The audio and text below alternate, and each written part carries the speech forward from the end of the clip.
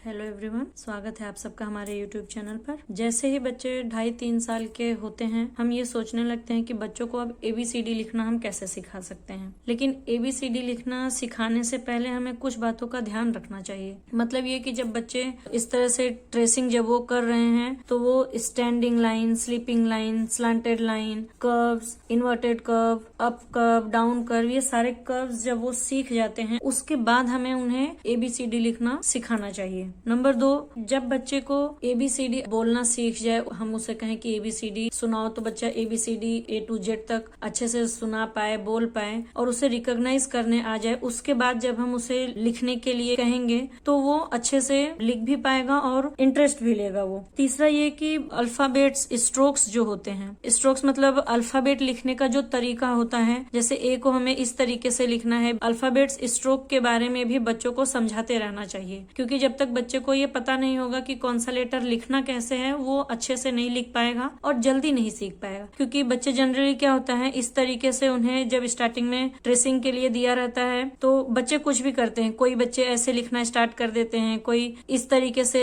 Line trace करते हैं। तो हमें ये ध्यान देना है कि बच्चा जब भी लिखने बैठ रहा है, जब भी ट्रेसिंग करने बैठ रहा है, वो प्रॉपर वे में ट्रेस करे। ऐसा नहीं है कि एक ही लाइन है तो वो नीचे से लेके जाए, इधर से लेके जाए, पहले ये लाइन लाए फिर ये लाइन लाए, ऐसे नहीं करना है। उसे एक प्रॉपर वे में ही लिखने सिखाना चाहिए। पहले एक का स्ट्रोक ऐसे ही आता है तो बच्चे को हमें ऐसे ही सिखाना चाहिए। इससे बच्चे अच्छे से लिखना भी सीखेंगे, जल्दी सीखेंगे और आगे चल के उनकी राइटिंग भी अच्छी बनती है। उन्हें ट्रेसिंग वाली शीट देख के बार बार प्रैक्टिस करवाते रहना चाहिए, क्योंकि बच्चे जितना ज्यादा प्रैक्टिस करेंगे ट्रेसिंग की, उतनी अच्छी उनकी हैंड राइटिंग होती है। उसके बाद हमें उन्हें पहले इजी लेटर्स सिखाने चाहिए। इजी लेटर्स मतलब पहले हमें वो लिखवाना चाहिए जो कि सिर्फ स्टैंडिंग लाइन, स्लीपिंग लाइन से बने होते हैं।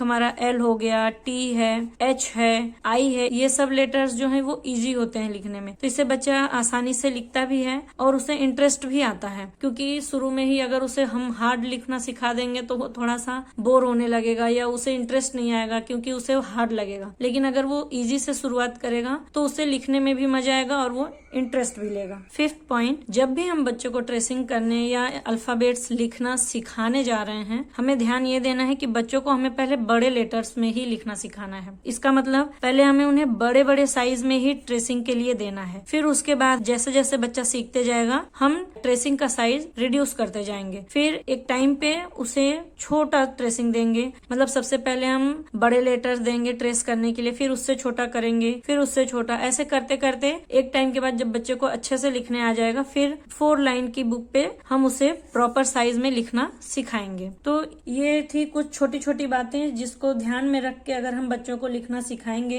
तो बच्चे जल्दी सीख पाएंगे और उनकी राइटिंग भी आगे चल के अच्छी बनेगी। तो इस वीडियो में इतना ही। आई होप आप सबको वीडियो पसंद आए। वीडियो अगर अच्छी लगे तो लाइक करें, शेयर करें, चैनल को सब्सक्राइब करके बेल आइकन दबाना ना भूलें, ताकि आपको आने वाले वीडियोस की नोटिफिकेशन मिलती रहे। Thank you, thanks for watching.